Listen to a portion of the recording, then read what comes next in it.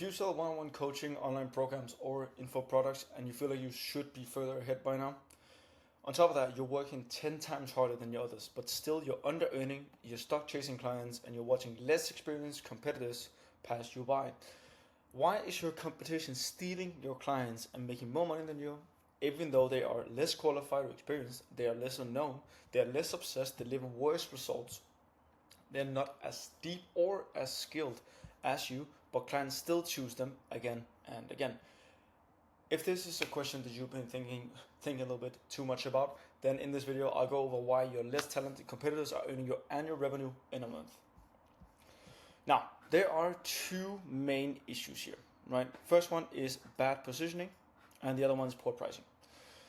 These are the two main issues that I see most commonly. Now, the real reason is actually because you look like everybody else. Now, what do I actually mean by that?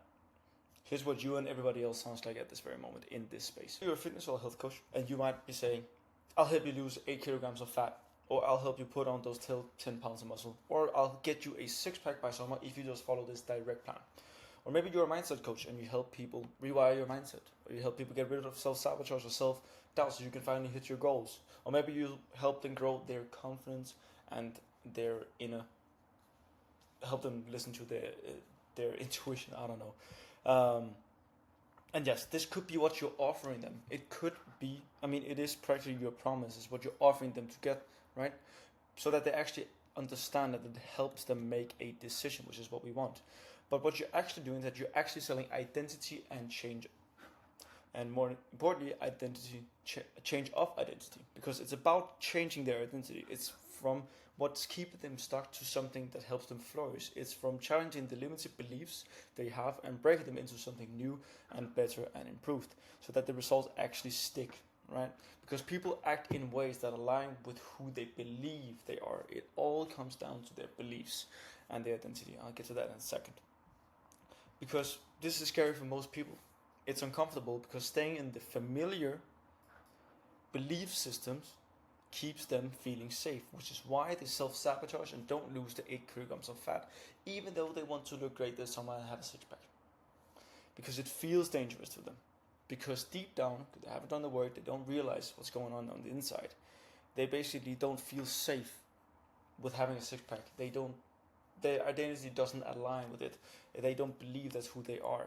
And if you don't feel safe, just like you see on Maslow's hierarchy of needs, under the basic needs, you have safety needs, right? If you don't feel safe at all in some type of environment, or if you don't feel safe, or you feel exposed, or you feel scared, if you feel uncomfortable, and if you feel like in danger, being in a specific situation, of being some type of person, then you're going to self-sabotage, back down, or basically just try to pull yourself back down into what feels safe and comfortable, because your brain is trying to keep you alive. That's how we're programmed, that's how we're wired. But I digress. Basically, as a coach, you sell and then you give the transformation, right? So your prospects have these bad circumstances, right? This is where they are, and they want to get over here to these good circumstances, to where they want to be. And this is you in the middle. You help them, you sell them, and you give them the transformation, right? That's what you provide. So what you need to do is that you want to sell them what they want and give them what they need. What I mean by this is that you want to sell them that you're going to get them to these good circumstances. You want to get to this outcome. You've heard this, probably heard this a bunch of times before, but get them to their dream outcome. Get them to the result that they're looking for. Get them to, the six-pack, the mindset, the relationship, whatever it might be. You want to sell them that you actually want them, that they actually want to be, right? That's what you're going to get. Sell them on they are going to get there with certainty, right? Now, then you want to give them what they need, because what they need to get there, again, talk about beliefs, what they need to get there is that they need to feel safe in this new identity, right?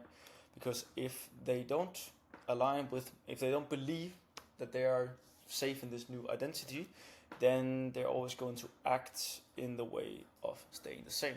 Now, but how do you even do that, right? And what does this even have to do with anything? And I'll tell you why in just a second. But but then the question becomes, how do we do that? Like, how do you do that? And we need to make them want it first, obviously, right? Now, we do that simply by, or you do that simply by positioning yourself differently. And why, you might ask, and Albert Einstein and I will tell you here in just a second. It's simply because the human brain is a pattern recognition machine, as you probably know as well. It constantly filters things between familiar and new. And again, if the new identity and the familiar identity, it's going to make sense here in a minute. When something is different, new, or slightly off, it breaks the pattern and it requires instant attention, right? And simply, this means that if you see something new and it breaks the pattern, your brain instantly goes in a split second. It will go, this could matter, but in two ways. First thing is danger, right? Stay alert. There might be a tiger in the bush. There might be somebody who's running in here trying to kill us. There might be something else. It is a very caveman survival instinct, but it's still deeply rooted within us. But that's one way. And as soon as this calms down, you see, oh, this is nothing bad. Nothing's going to happen. I'm a little bit intrigued by what is this now? This is something new. And we want to investigate even more. And what happens then is that the brain releases dopamine, as you probably know. Dopamine is a really hot topic at the moment, basically fueling curiosity and motivation for us to explore and learn more, which is drawing us in even further. So we feel good. We get even more dopamine released the more we dive into things. The deeper we go, the more we explore. That's why we are curious by nature and everything of that sense. But this is basically the fueling engine, is that we get even more dopamine the more we investigate, and basically it increases our level of curiosity and motivation, again speeding up this process of actually wanting to investigate, right? And this just means that we want more of that, and that of course is dopamine. And this means that our intrigue and interest has grown for the new stuff. And this is basically what happens with short form content. Maybe you've tried it before. I think everybody else has. I think everybody in this world at this very moment has, that at least has a smartphone, is that they've been scrolling for 2 hours, even though it was just meant to be a 10-minute break, and then they realize, whoa, what just happened, right? It's because you found something hit your dopamine receptor so hard that it was something new that you found so intriguing and so interesting that you just had to keep watching. This is also what happens with, by the way, with cliffhangers, right? With Netflix. Oh, that's a clear as N. With Netflix, right? I mean, with cliffhangers, they just stop it right here, and you don't know if they're going to jump. This little stickman guy, right? You don't know if he's going to jump or make it to the next part. Like these cliffhangers, the intrigue keeps us coming. This open curiosity loop that we need to satisfy to basically be able to do anything else. And this is also why shiny object syndrome is such a big thing, especially in the business world, right? You see something new, you see something exciting that it looks more interesting and looks better than what you're currently doing, right? And then this is also why the grass isn't always greener phrase is also so popular, because you thought that the grass was greener, the shiny object, the other side of the grass was very green, but then you got on the other side and it wasn't really that green, right? So we basically let our feelings control us because we get this much dopamine spike and this curiosity to explore and learn more. And again, why does this even matter? In a business context, like as a coach, like why does this even matter? This matters because it makes you stand out, and it naturally makes you more interesting for the prospect that is basically looking at your profile. You don't look like everybody else. You look like something, like you look like a needle found in a haystack, because it's so refreshing, like it's so new, right? You don't look like everybody else, and that's basically what we need to tap into here.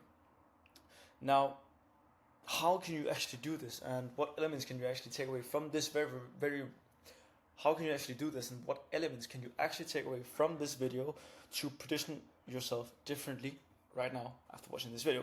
I want to give you some simple action steps, super simple, and basically the whole thing is that we want to create contrast, right?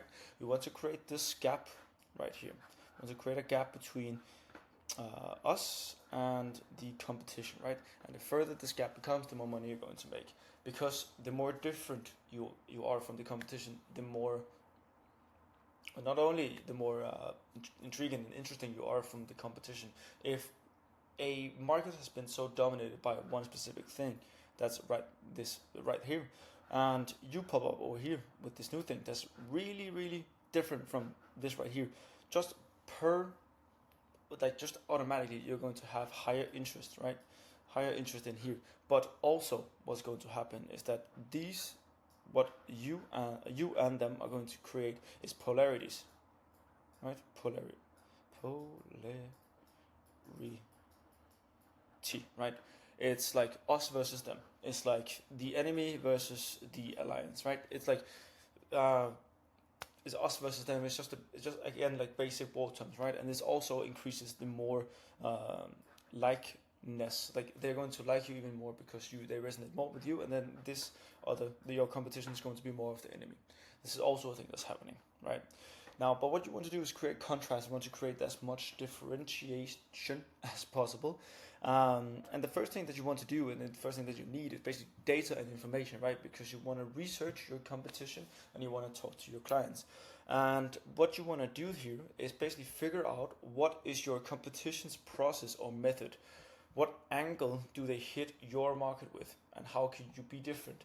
And how do they actually market themselves? Do they do short form content only? Do they do long form content? Do they do text content? Do they do live YouTube? Do they do live Instagram lives? What are they doing, and how can you do something different? And what offers do they run? This is where you need to talk to somebody who's been a client of theirs or a client of yours, and figure out what offers do they run. Is there any timeline? Is there any guarantee? Is there any specific price point that they're running, or is there any promise that they're promising? And what's their size? And specifically, what's their size? I'm asking because let's say your competitor is fucking huge, right? Let's say that there is, and you're just getting started. You're here, right?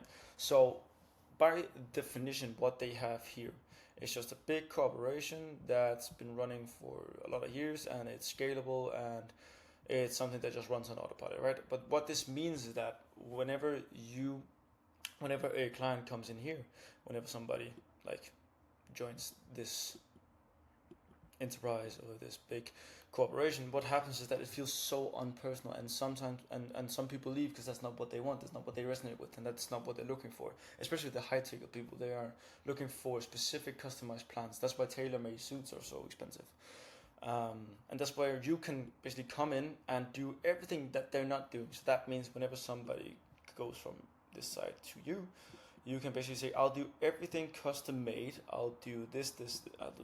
I'll do this, and this for you, just for you, because you're a custom minded. That's really, really important to me, and that's my values.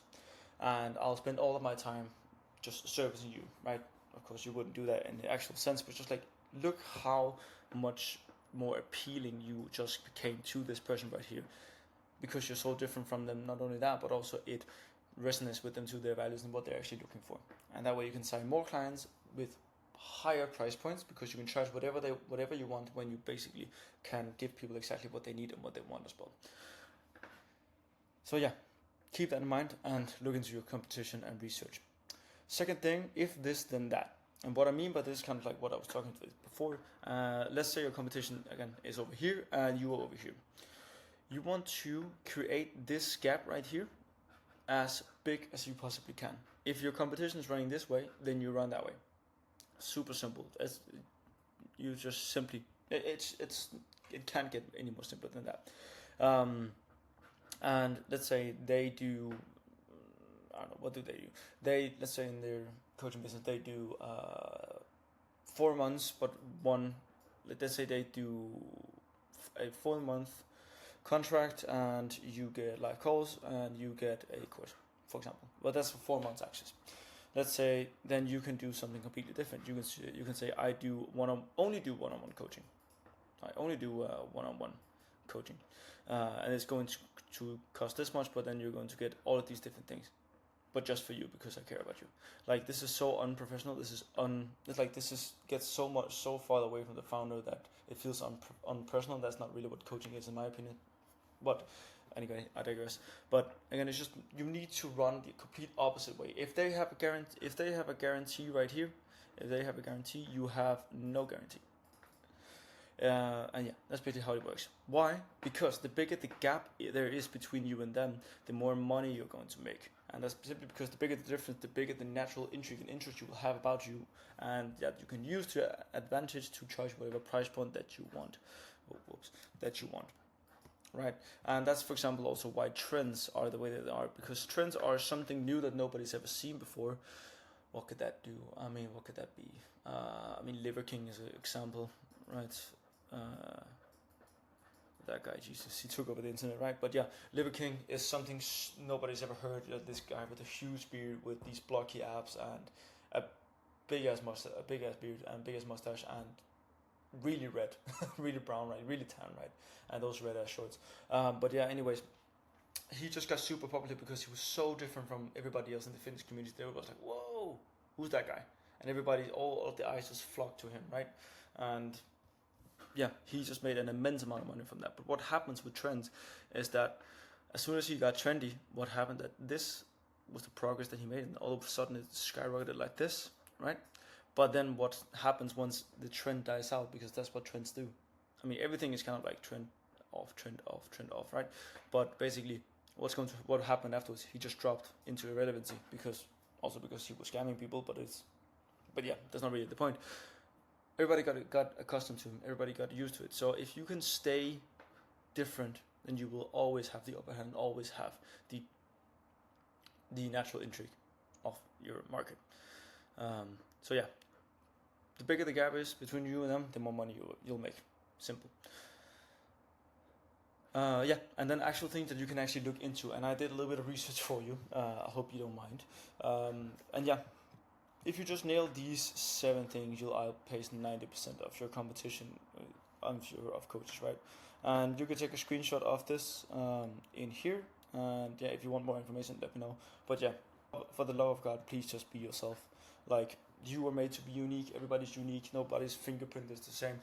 Many people out there put on some type of persona out of fear of what they think people will have, like, wants to see, without any type of not any type of data on it. And or worst of all, they just only follow trends. Nothing bad about following trends. That's what you should do to make a ungodly amount of money really quickly. But again, nobody ever said, "I wish there was another Toby Robbins," because we don't need another Toby Robbins. We have him, right? And the same with LeBron or Cristiano Ronaldo or whoever you want to think about, Jordan Belfort, like all of these things. If you can be unapologetically yourself, that's your unfair advantage. Plus, it's the strongest and natural differentiator that not only is going to get you most output for what you put in, because nobody can ever copy you, but it's also just going to make your life so much better because you're just living out your truth. And that's the strongest force that people can feel attracted to it, and all of these things. So yeah, please use it. It's your strongest force. Use it, for the love of God. Be yourself. But yeah, I hope you found some value in this video. Subscribe if you want to see more of that content. Let me know what you thought about it in the comments. Yeah, and then I'll see you next time.